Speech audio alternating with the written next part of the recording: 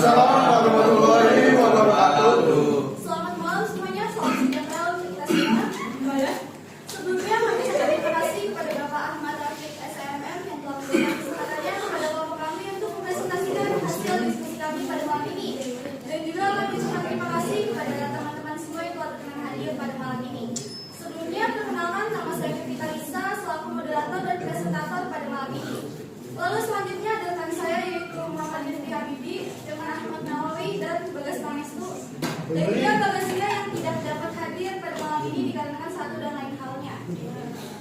Pada malam ini kami akan mempresentasikan hasil diskusi kami mengenai laporan studi pelayanan bisnis kantin parkir gereja. Kami akan membahas beberapa materi yaitu ada latar belakang, rumusan masalah, tujuan penulisan, landasan teori, profil usaha, aspek legalitas, aspek pasar dan pemasaran, aspek manajemen dan SDM, aspek teknis dan teknologi, aspek finansial, aspek ekonomi dan sosial, analisis marketing mix PDP, analisis SWOT, kesimpulan dan saran, lalu dokumentasi. Tanpa perlu berlama-lama lagi, mari kita langsung masuk ke pembahasan pertama yaitu ada latar belakang. Kantin parkir gereja sebagai salah satu usaha kuliner di Food Court Mabestani Cilangkap berlokasi dalam lingkungan yang memiliki karakteristik unik.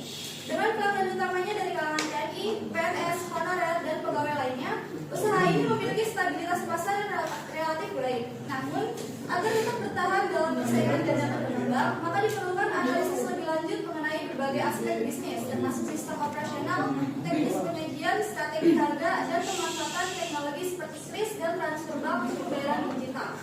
Dengan dasar pemikiran tersebut, maka laporan ini bertujuan untuk mengeksplorasi aspek teknis dan teknologi, aspek finansial, aspek ekonomi dan sosial, serta aspek manajemen dan SDM dari kantin parkir gereja. Diharapkan analisis ini dapat memberikan pemahaman lebih mendalam mengenai pelayanan usaha dan menjadi referensi bagi pengembangan bisnis di sektor kuliner yang berada dalam lingkungan kerja tertutup seperti di Mabestani. Next.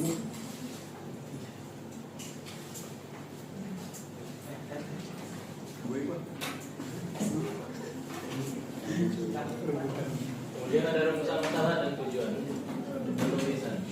Rumusan masalah berdasarkan latar belakang penyusunan laporan ini, maka dapat dirumuskan permasalahan seperti apakah bisnis ini layak atau tidak untuk dijadikan berdasarkan studi pelayanan bisnisnya melalui berbagai macam aspek legalitas, aspek pasar dan pemasaran, aspek manajemen dan SDM, aspek teknis dan teknologi, aspek finansial, aspek ekonomi dan sosial, dan aspek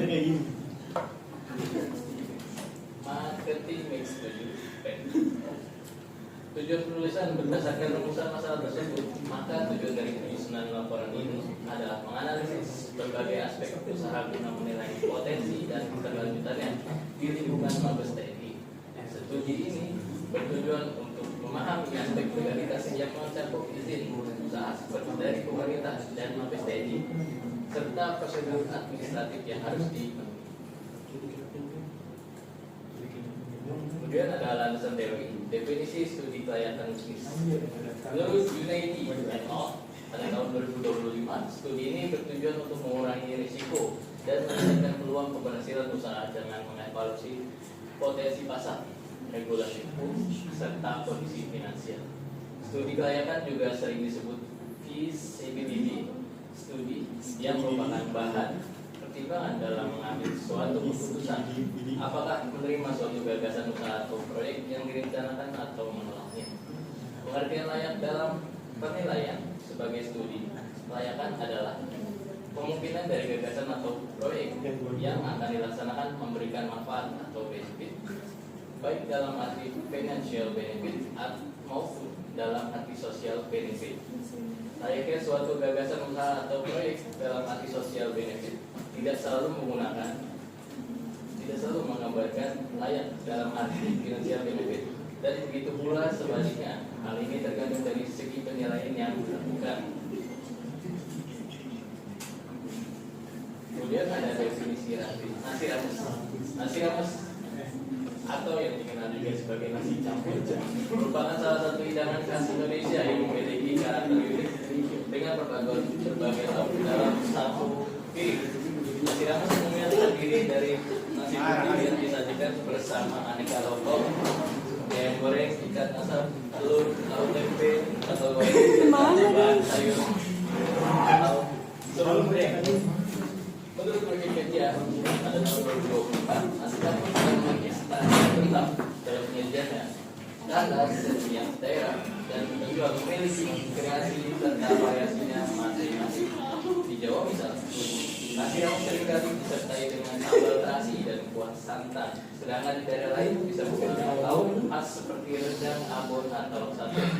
Fleksibilitas ini membuat nasi rames menjadi pilihan makanan praktis yang bisa dinikmati oleh berbagai kalangan, baik sebagai hidangan rumahan maupun menu kantin dan warung makan.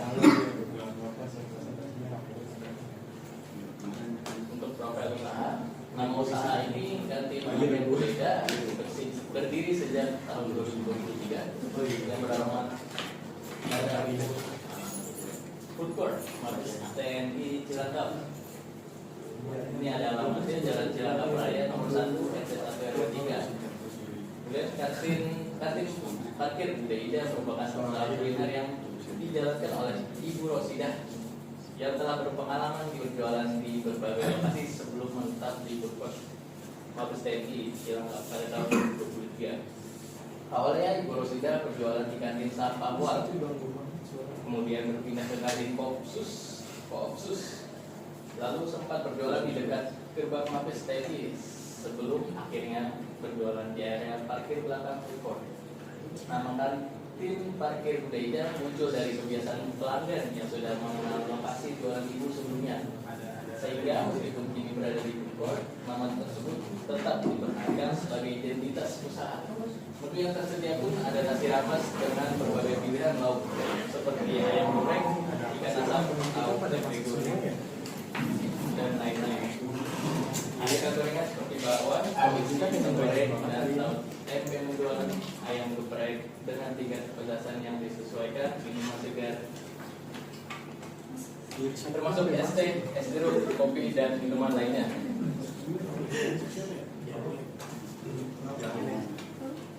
Aspek-aspek kantin parkir Budaya, aspek legalitasnya. Dalam hal legalitas, Ibu Rosidah menyampaikan bahwa usaha ini telah memenuhi semua persyaratan administratif seperti surat izin usaha dari RT RW setempat, memiliki surat izin usaha yakni nomor induk berusaha atau NIB, surat izin tempat usaha, serta izin lokasi secara lisan. Usaha ini memperoleh izin dari pemerintah serta persetujuan dari pihak Mabes TNI. Mengingat lokasi tersebut berada di lingkungan militer, dikatakan pula bahwa tantangan yang dihadapi ada 3. Yang pertama, proses perizinan yang ketat. Yang kedua, kepatuhan terhadap regulasi militer. Yang ketiga, potensi perubahan peraturan. Kemudian ada aspek pasar dan pemasaran. Aspek pasar, segmentasi pasar. Kantin parkir Budaya berlokasi di lingkungan Mabes TNI. Jadi untuk segmentasi pasarnya yaitu anggota TNI, PNS, honorer, tamu rekanan, dan pegawai lainnya yang bekerja di area tersebut. Untuk target pasar utamanya para TNI, PNS, karena mereka merupakan mayoritas di lingkungan tersebut. Usaha ini memiliki potensi pasar yang besar karena lokasinya strategis dan mudah dijangkau, serta tidak banyak pesaing dalam hal menyediakan makanan pokok sehari-hari seperti nasi rames. Potensi pasar, kantin parkir Budaya memiliki potensi pasar yang kuat karena lokasinya yang strategis di dalam kompleks Mabes TNI, menjadikannya tempat makanan utama bagi anggota TNI, PNS, honorer, tamu rekanan, dan pegawai lainnya yang bekerja di lingkungan tersebut. Selain itu, pelanggan lama yang sudah mengenal kantin sejak masih berjualan di area parkiran tetap menunjukkan loyalitasnya terhadap usaha ini. Kemungkinan bisnis ini untuk mempertahankan pangsa pasar yang kuat. Untuk aspek pemasaran, dalam hal promosi, Ibu Rosidah tidak menggunakan media sosial, melainkan mengandalkan promosi dari mulut ke mulut. Kepercayaan pelanggan dibangun melalui reputasi yang telah terbentuk sejak lama, khususnya saat masih berjualan di parkiran. Aspek manajemen dan sumber daya manusia. Aspek manajemen dan sumber daya manusia menganalisis tahap-tahap pelaksanaan bisnis dan kesiapan tenaga kerja, baik tenaga kerja kasar maupun tenaga kerja terampil yang diperlukan untuk menjalankan bisnis. aspek manajemen dan sumber daya manusia pada kantin parkir DIA adalah ada dua. Yang pertama ada struktur manajemen usaha. Dalam operasionalnya sehari-hari Bureau Sidang sebagai pemilik dan pengelola utama langsung turun tangan dalam pengelolaan bisnis, dimulai dari penggunaan bahan baku, memasak bahan masakan utama, hingga memastikan standar kebersihan dan kualitas makanan tetap terjaga. Yang kedua ada pembagian tugas bertanggung jawab. Ibu Rosida sebagai pemilik usaha bertanggung jawab atas penyediaan bahan baku dan proses memasak makanan utama, memastikan kualitas makanan tetap sesuai dengan standar yang diinginkan seperti pelanggan, mengawasi jalannya operasional usaha termasuk koordinasi dengan karyawan.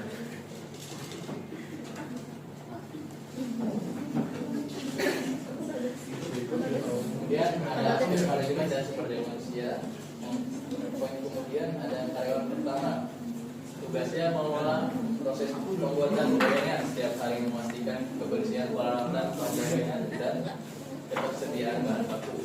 Untuk karyawan kedua melayani pelanggan serta bertanggung jawab terhadap kebersihan area makan dan etalase makan.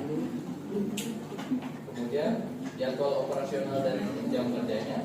Kantin dibuka pada pukul 6 pagi hingga 14.30 sore untuk melayani sarapan serta makan siang para pelanggan, dan jam kerja karyawan berakhir pukul 15. Untuk proses rekrutmennya, Bureau Sidang memilih tenaga kerja yang sudah berpengalaman di bidang kuliner, khususnya yang pernah bekerja di kasing atau makan. Kriteria utama dalam rekrutmen adalah kecepatan, kejujuran, dan kemampuan bekerja sama. Dengan tenaga kerja yang sudah terbiasa dengan ritme kantin, proses adaptasi menjadi lebih cepat, sehingga operasional usaha dapat berjalan tanpa hambatan. Kemudian akan bekerjaan oleh Bagus. Baik, terima kasih Firman. Oke teman-teman, di sini kita akan membahas tentang aspek teknis dan teknologi. Apa sih aspek teknisnya? Oke, jadi nanti Bakti Budaya memiliki teknis dan teknologi sebagai berikut. Yang pertama adalah sistem operasional, di mana kantin parkir Budaya memiliki sistem kerja yang struktur agar operasional berjalan lancar setiap harinya. Tahapan utamanya seperti persiapan awal yang dilakukan pada pukul 5.30, penyajian makanan yang dilakukan secara langsung, pengelolaan tugas karyawan yang telah ditetapkan, serta sistem penyimpanan bahan baku yang diperiksa di sore hari. Nah, yang kedua itu adalah penyimpanan bahan baku dan standar kebersihan. Untuk menjaga kualitas dan kesegaran bahan makanan, kantin ini menerapkan sistem penyimpanan seperti daging dan ikan asap yang disimpan di dalam kulkas, bumbu dan bahan kering disimpan di tempat tertutup, bahan baku dan alat masak yang selalu dicuci sebelum digunakan. Makanan yang telah disiap sajikan disimpan di etalase tertutup, serta pemilik maupun karyawan selalu menggunakan amplop. Baik, yang ketiga adalah teknologi dalam operasional usaha. Meskipun masih banyak proses yang dilakukan secara manual, namun kantin ini sudah menerapkan sistem pembayaran digital seperti KRIS dan transfer bank. Walaupun pencatatan uang dan stok bahan masih dilakukan secara manual, namun pemilik akan mempertimbangkan untuk menggunakan sistem digital apabila usaha semakin berkembang. Baik, selanjutnya adalah aspek finansial.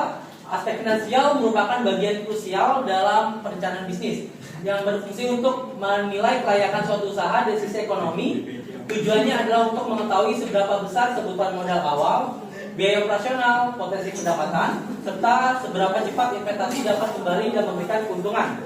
Berikut ini merupakan aspek finansial kantin parkir Budaya, di mana modal awalnya itu adalah 10 juta. Komponennya yang pertama adalah peralatan masak, yaitu kompor, rice cooker dan sebagainya, itu 4 juta rupiah. Yang kedua adalah peralatan makan, saji dan penyimpanan 2 juta rupiah.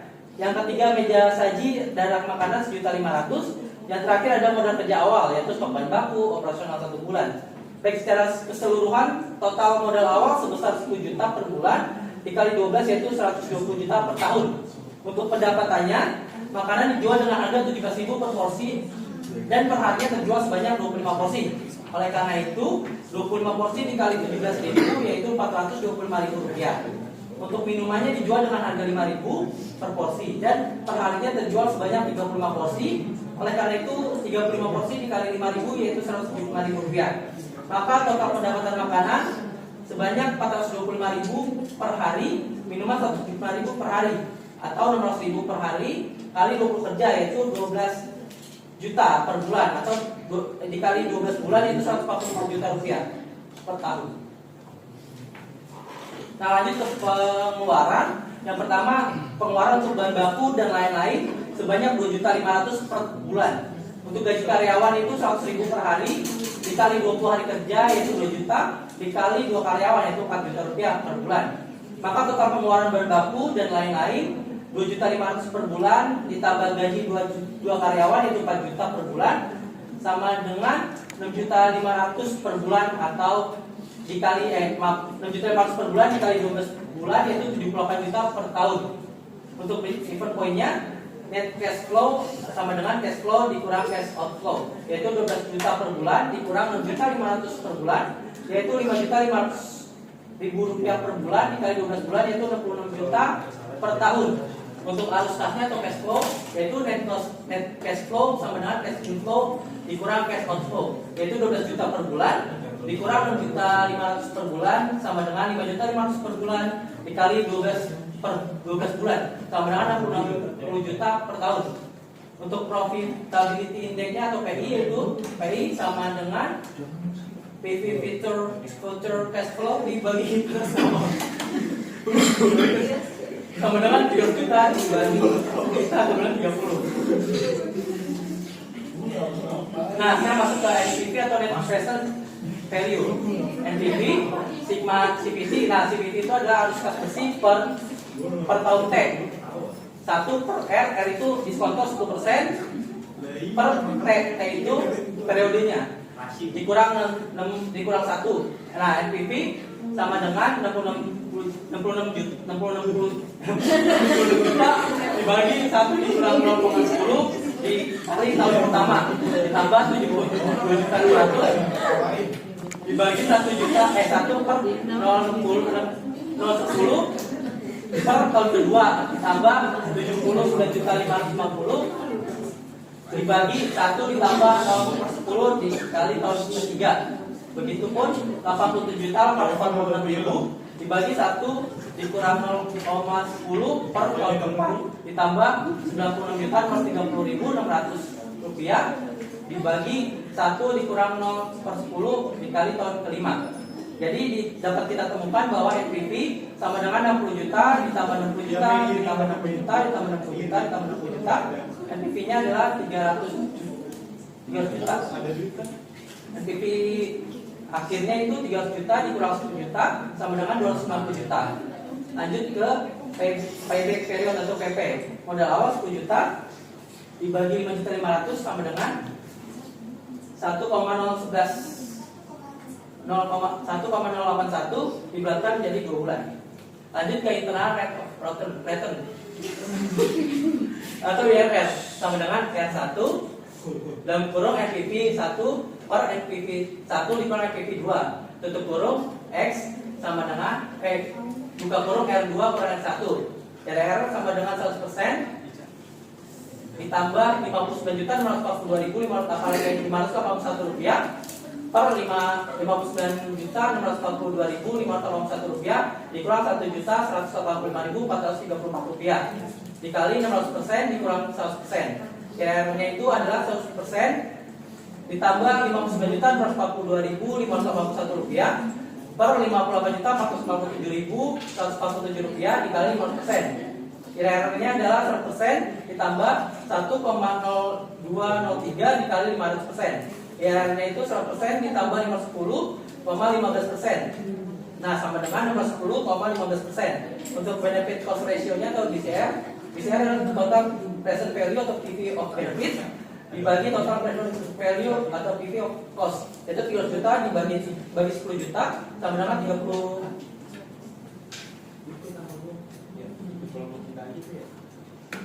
Nah, sekarang lanjut ke aspek ekonomi dan sosial. Dalam studi kelayakan bisnis, aspek ekonomi dan sosial berperan penting dalam menentukan keberlanjutan usaha serta dampak yang dihasilkan bagi lingkungan sekitar.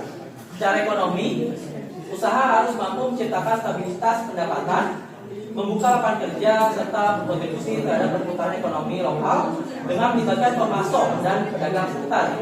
Berikut ini merupakan aspek ekonomi dan sosial kantin party Budeida. Yang pertama aspek ekonomi. Kantin party Budeida memberikan kontribusi ekonomi yang signifikan bagi pemilik usaha, karyawan, serta lingkungan sekitarnya. Berikut adalah beberapa dampak ekonominya. Yang pertama, membuka lapangan kerja, khususnya bagi dua karyawannya. Yang kedua, menunjang kebutuhan makan pegawai di Mabes TNI. Yang ketiga, memberikan stabilitas pendapatan. Yang keempat, mendorong perputaran ekonomi lokal. Nah, yang selanjutnya adalah aspek sosial. Sebagai usaha kuliner yang beroperasi di lingkungan kerja yang spesifik, kantin party Budeida juga memberikan dampak sosial yang signifikan bagi pelanggan dan komunitas sekitar. Yang pertama adalah membangun interaksi sosial di lingkungan food court. Yang kedua adalah menjaga relasi baik dengan pelanggan. Yang ketiga, mempertahankan tradisi kuliner lokal. Yang keempat adalah kemudahan dalam transaksi digital. Yang kelima, mengutamakan kebersihan dan kenyamanan. Baik, selanjutnya akan dibacakan oleh Ricky. Selanjutnya itu ada analisis marketing Institut PP. Yang pertama itu ada produk. Kantin party Budeida menawarkan berbagai menu makanan rumahan dengan cita rasa khas yang sesuai dengan selera pelanggan, terutamanya dari kalangan TNI, PNS, honorer, dan pegawai lainnya. Menu utama terdiri dari nasi rames dengan berbagai pilihan lauk seperti ayam geprek, ikan asap, gorengan, dan aneka minuman. Produk ini memiliki keunggulan dalam porsi yang mengenyangkan, harga terjangkau, serta kualitas bahan baku yang selalu segar, memastikan pelanggan mendapatkan makanan yang berkualitas setiap hari. Kedua, price atau harga, yaitu strategi harga yang diterapkan bersifat terjangkau, menyesuaikan dengan daya beli pelanggan yang mayoritas berasal dari lingkungan militer dan pemerintah. Harga makanan disesuaikan dengan fluktuasi harga bahan baku, namun tetap dalam batas wajar agar pelanggan tetap loyal. Usaha ini menerapkan harga yang bersaing dengan kantin lain di Pusko, Mabes TNI, memastikan pelanggan mendapatkan nilai terbaik dengan kualitas makanan yang tetap terjaga. Ketiga, yaitu flash atau tempat. Usaha ini berlokasi di Pusko, Mabes TNI Cilangkap yang merupakan area makanan utama bagi pegawai di lingkungan Mabes TNI.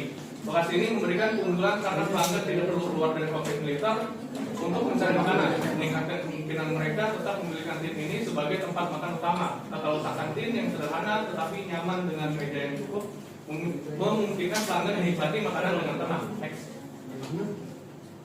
4. Promosi. Promosi dilakukan melalui word of mouth atau dari mulut ke mulut, di mana pelanggan lama merekomendasikan kantin kepada pelanggan baru.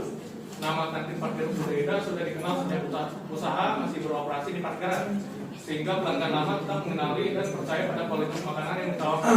Meskipun usaha ini belum menggunakan pemasaran digital seperti media sosial, loyalitas pelanggan tetap terjaga berkat reputasi kualitas makanan dan pelayanan yang baik. Selanjutnya, 5. People atau orang pelanggan.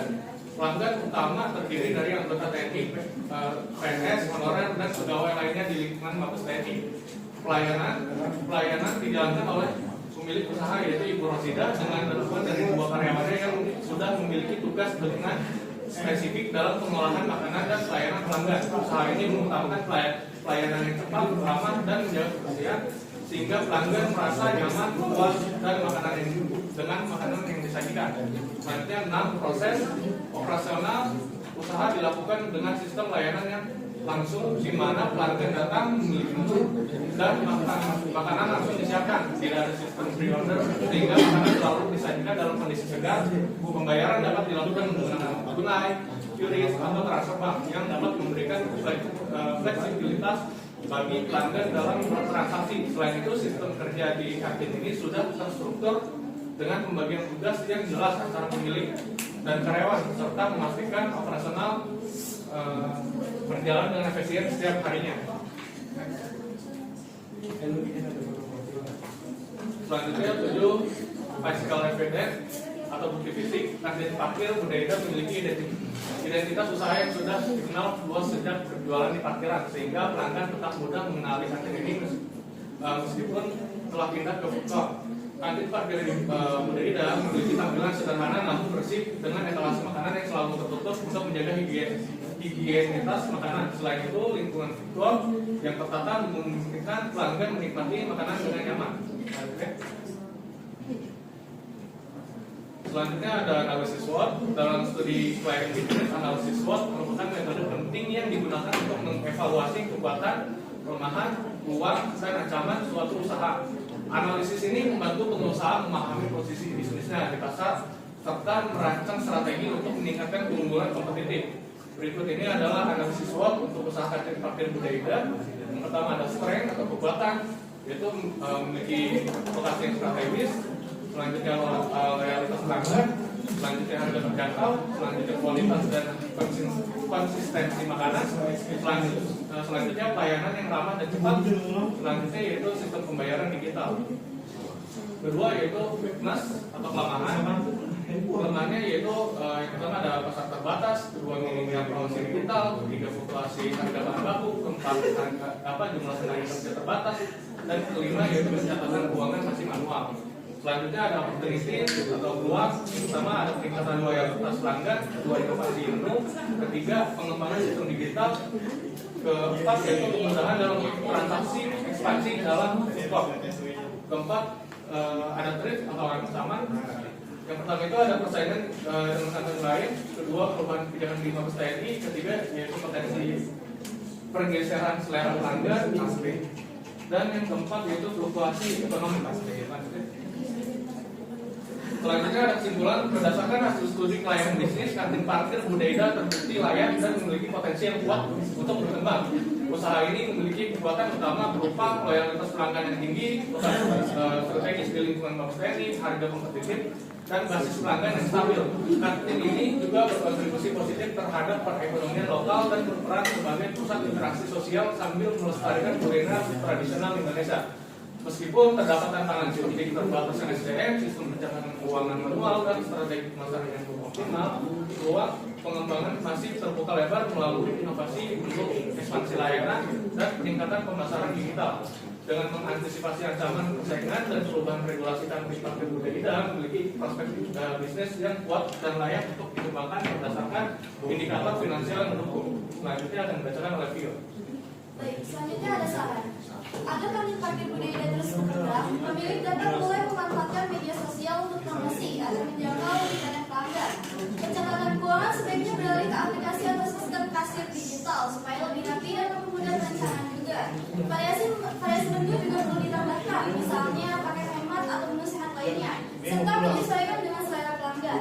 Jika jumlah pelanggan semakin meningkat, maka penambahan karyawan dan perbaikan sistem kerja itu juga penting agar pelayanan tetap cepat dan nyaman. Pemilik juga harus selalu memantau regulasi di lingkungan Mabes TNI dan menjaga izin usaha. Untuk mengatasi fluktuasi harga bahan baku, lakukan pembelian grosir saat harga stabil, cari pemasok alternatif, dan mengoptimalkan penyimpanan. Terakhir, jaga kebersihan area makan dan tingkatkan kenyamanan fasilitas agar para pelanggan semakin betah dan merekomendasikan kantin ini kepada orang lain.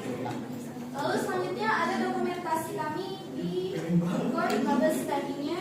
Dan yang terakhir ada dokumentasi kami sama pemilik usahanya yaitu Ibu Rosida.